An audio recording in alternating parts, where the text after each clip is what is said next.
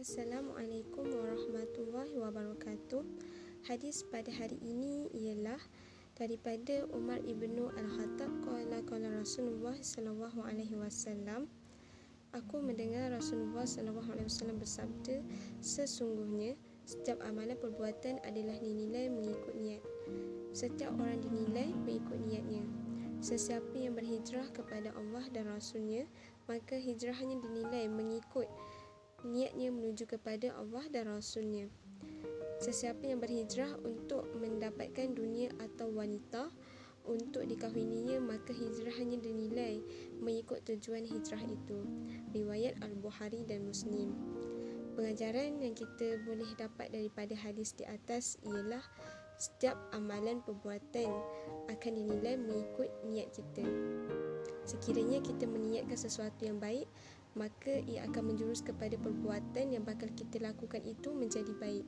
Sekiranya kita meniatkan sesuatu yang buruk, maka ia akan menjurus kepada perbuatan yang bakal kita lakukan itu menjadi buruk. Jadi, kita perlulah meniatkan sesuatu amalan itu ikhlas kerana Allah SWT. Kerana Allah SWT yang akan memberikan ganjaran kebaikan kepada kita atas niat kita.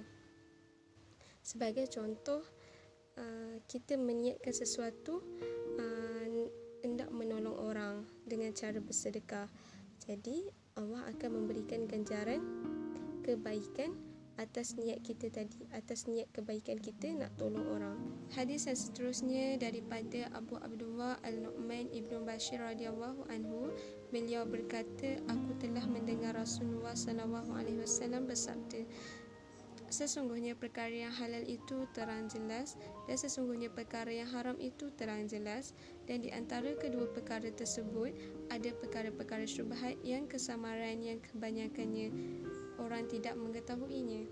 Barang siapa yang menjaga perkara syubhat, maka sesungguhnya dia telah membersihkan agamanya dan maruah dirinya.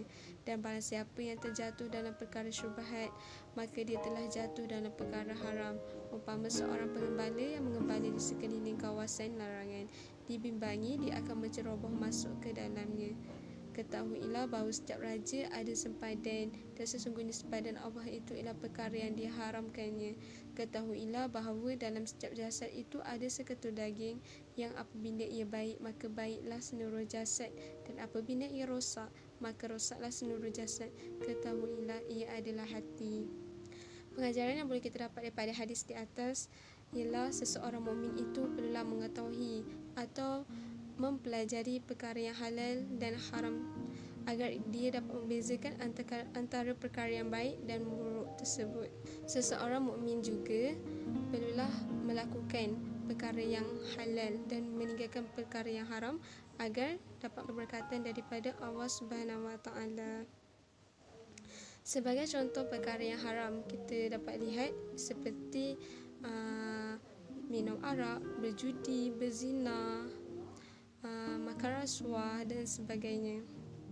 Perbuatan zina tersebut dikatakan haram seperti yang tertera dalam ayat Al-Quran, iaitu la taqrabuz zina, yang bermaksud jauhilah zina. Ia adalah haram kerana ia boleh merosakkan kehormatan diri seseorang dan maruah diri seseorang.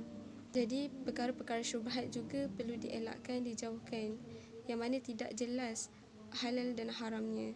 Bagi menyelesaikannya, kita perlulah merujuk kepada Al-Quran dan Al-Hadis.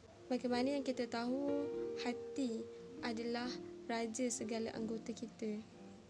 Sekiranya hati kita bersih, maka ia akan membawa kepada perkara yang baik. Sekiranya hati kita kotor, buruk, maka ia akan membawa kepada perkara yang buruk. Maka kita perlulah mendidik hati kita supaya mengikuti perintah Allah dengan melakukan solat 5 waktu, berpuasa di bulan Ramadan, berpuasa sunat, membayar zakat, bersedekah, membantu orang lain dan sebagainya.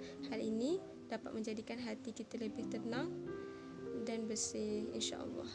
Hadis pada hari ini daripada Abu Mas'ud Uqbah ibnu Amru Al-Ansari, Al-Badri radhiyallahu anhu, beliau berkata, Rasulullah sallallahu alaihi wasallam telah bersabda, sesungguhnya antara kata-kata ungkapan kenabian terdahulu yang dapat diketahui dan dipetik oleh manusia ialah, jika engkau tidak malu, maka lakukanlah apa sahaja yang engkau mahu. Hadis riwayat Al-Imam Al-Bukhari. Pengajaran yang kita boleh dapat daripada hadis di atas ialah semua manusia ini mempunyai sifat malu. Malu adalah salah satu sifat utama bagi seorang mukmin kerana ia sebahagian dari iman. Malu ini tidak menghasilkan sesuatu kecuali dengan kebaikan. Malah ia turut menjadi perisai kita daripada melakukan perkara yang buruk ataupun jahat. Sejarah telah membuktikan bahawa nafsu manusia ini tidak terbatas dan tidak pernah puas. Dengan adanya sifat malu, ia dapat membendung diri kita daripada melakukan perkara-perkara yang tidak baik dan menjurus kita melakukan perkara yang membawa kepada kebaikan. Malu yang sejati adalah malu yang didorong oleh perasaan iman kita kepada Allah SWT. Malu ini adalah malu kita untuk melakukan maksiat, melakukan perkara yang dilarang oleh Allah SWT. Hal ini kita akan mendapat keberkatan daripada Allah SWT kerana kita takut untuk melakukan perkara-perkara yang dilarang olehnya. Malu untuk melakukan kebaikan adalah malu yang tercela serta dilarang, seperti malu untuk menutup aurat, malu untuk mengerjakan ketaatan kepada Allah SWT, malu untuk bertanya tentang perkara yang tidak diketahui, terutamanya dalam hal-hal agama. Hal ini kita sebagai seorang mukmin, sebagai umat Islam, kita perlulah mencari ilmu, menuntut ilmu dengan guru-guru mengenai ilmu-ilmu agama supaya kita sentiasa berada di jalan yang benar, di jalan yang lurus. Hal ini kita akan mendapat keredaan daripada Allah SWT. Oleh hal demikian, kita juga dapat mendidik hati kita, mengajar hati kita supaya sentiasa beriman dan melakukan perintahnya serta meninggalkan larangannya. Hadis daripada Abu Hurairah radhiyallahu, beliau berkata, Rasulullah sallallahu alaihi wasallam telah bersabda, setiap anggota badan manusia adalah sedekah baginya pada setiap hari apabila terbit matahari. Engkau berlaku adil, iaitu mendamaikan antara dua orang, iaitu dua orang yang berbalah, adalah sedekah. Engkau membantu seseorang naik kenderaannya atau mengangkat barang-barangnya ke atas kenderaannya adalah sedekah. Perkataan yang baik adalah sedekah. Setiap langkah yang engkau hayunkan kaki pergi sembahyang adalah sedekah, dan menghilangkan sesuatu bahaya di jalan raya adalah sedekah. Hadis riwayat Al-Imam Al-Bukhari dan Muslim. Ajaran yang kita boleh dapat daripada hadis ini ialah hadis ini menerangkan setiap amal perbuatan manusia, walaupun kadang-kadang dianggap biasa ataupun sedikit, tetapi ia akan mendapat pahala sedekah. Setiap mukmin itu akan mendapat pahala sedekah hasil daripada pergerakan anggota tubuh badannya. Contoh tubuh badan manusia seperti tangan, kaki, mulut, akal yang mana berhak untuk mendapatkan pahala bersedekah ketika melakukan amal kebajikan. Ruang untuk mendapatkan pahala bersedekah sangat luas dalam Islam dan tidak terbatas hanya kepada amal ibadah khusus semata-mata. Sekecil-kecil perbuatan yang mana membawa kepada kebaikan, maka ia juga dikira sebagai sedekah. Kaitan hadis ini dengan pengurusan Islam, kita dapat lihat bahawa sedekah amat dituntut di dalam Islam.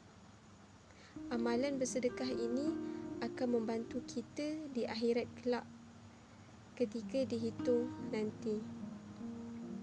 Bersedekah boleh dilakukan dengan pelbagai cara, seperti membantu orang lain dengan pemberian wang, membantu dari segi tenaga, memberikan senyuman kepada orang lain.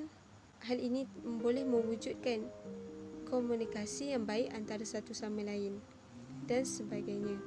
Oleh itu, amalan bersedekah ini akan melahirkan jiwa yang tenteram dan fikiran yang positif serta tenang, dan dapat mengelakkan diri daripada masalah permusuhan antara sesama saudara ataupun pelbagai kaum. Hadis daripada Abu Hurairah radhiyallahu, beliau berkata, Rasulullah SAW telah bersabda, sebahagian daripada keelokan seorang mukmin ialah meninggalkan apa yang tidak berfaedah baginya. Hadis ini hadis hasan, diriwayatkan oleh At-Tirmizi. Pengajaran daripada hadis ini kita dapat lihat bahawa seseorang mukmin itu akan nampak elok, nampak indah dan berakhlak tinggi apabila ia hanya melakukan perkara yang berfaedah dan meninggalkan perkara-perkara yang tidak berfaedah. Sebagai contoh, perkara yang berfaedah seperti melakukan amal ibadah, menolong kedua ibu bapa, bersedekah dan sebagainya. Hal ini kita akan beroleh ganjaran pahala daripada Allah SWT daripada amal kebaikan yang kita buat. Kita sebagai seorang mukmin juga perlulah mengelakkan diri daripada melakukan perkara-perkara yang tidak berfaedah seperti bercakap-cakap kosong, berhiburan yang melalaikan, pergi ke rumah orang tanpa niat ziarah, mengumpat orang dan sebagainya. Hal ini kita akan dapat kemungkaran daripada Allah SWT. Selain itu, bagaimana yang kita tahu, Allah telah mengurniakan kita dua nikmat yang paling besar dalam hidup kita, iaitu nikmat kesihatan dan nikmat masa lapang. Jadi kita sebagai manusia, sebagai mukmin, kita perlulah mensyukuri nikmat yang kita dapat daripada Allah SWT. Kita perlulah memanfaatkannya dengan baik ketika di dunia maupun di akhirat kelak. Oleh itu, umat Islam yang meninggalkan perkara-perkara yang tidak berfaedah ini, mereka ni akan mampu untuk membina kejayaan dan kemajuan diri serta membina produktiviti yang berkualiti dalam kehidupan mereka sendiri.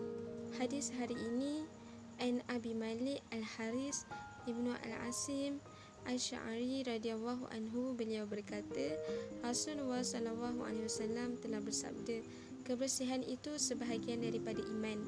Ucapan zikir Alhamdulillah memenuhi neraca timbangan. Ucapan zikir Subhanallah dan Alhamdulillah, kedua-duanya memenuhi ruangan antara langit dan bumi. Sembahyang itu adalah cahaya, sedekah itu adalah saksi, sabar itu adalah sinaran, Al-Quran itu adalah hujah bagimu atau hujah ke atasmu. Setiap manusia keluar waktu pagi, ada yang menjual dirinya, ada yang memerdekakan dirinya, dan ada pula yang mencelakakan dirinya. Hadis riwayat Al-Imam Muslim. Pengajaran yang kita boleh dapat daripada hadis ini ialah Islam amat menitik beratkan soal kebersihan sehingga menganggapnya sebahagian daripada iman. Semua amalan soleh merupakan kebaikan dan keindahan bagi seorang mukmin dan mempunyai nilai yang tinggi.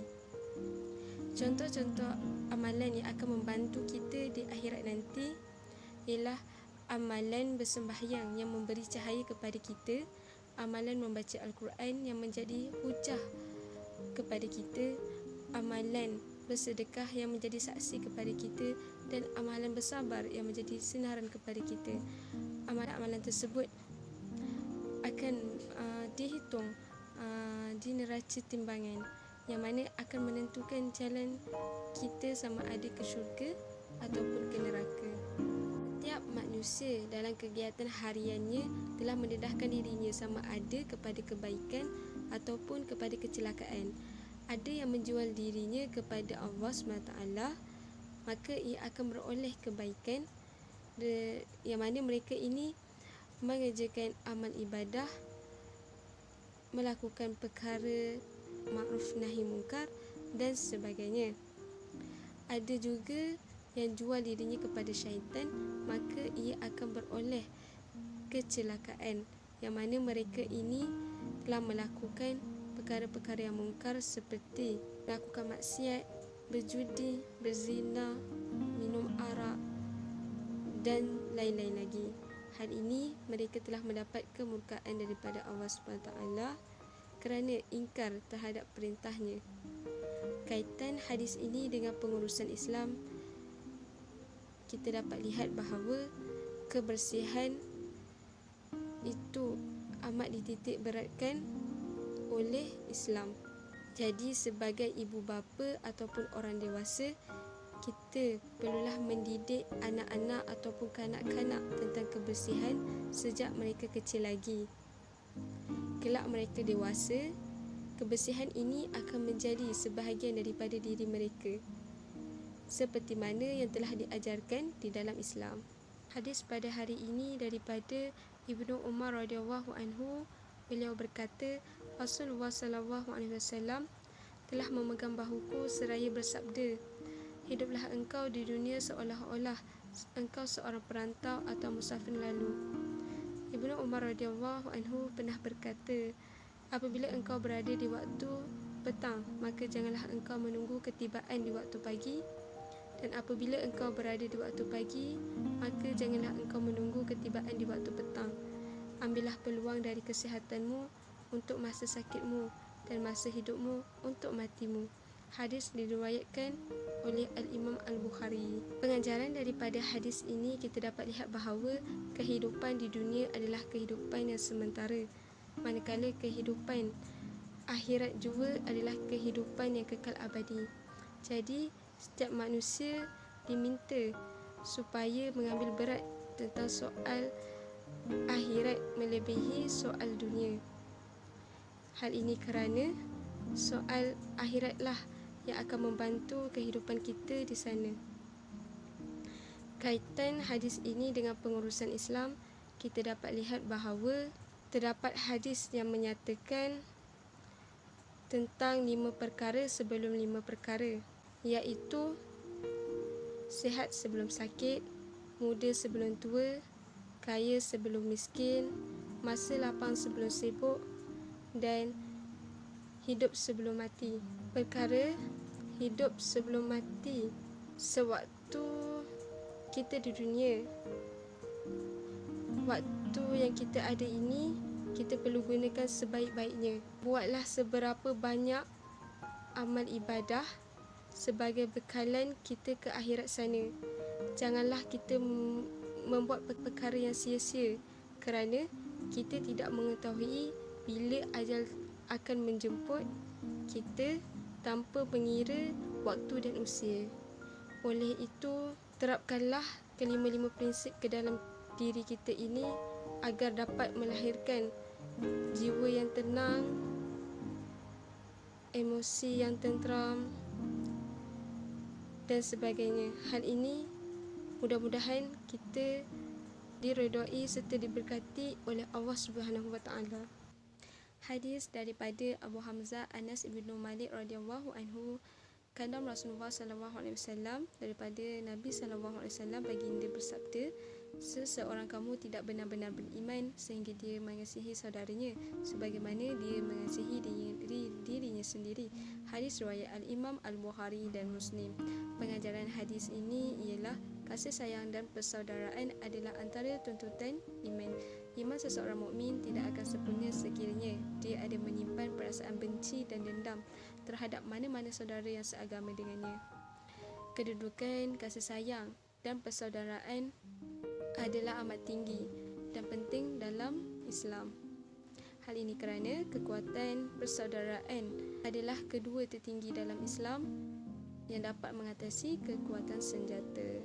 Oleh itu, semua umat Islam adalah bersaudara dan perlulah mengasihi antara satu sama lain tanpa mengira rupa paras, warna kulit, bangsa dan sebarang perbezaan darjat. Hal ini dapat mewujudkan kesejahteraan, keharmonian dan kedamaian dalam kehidupan.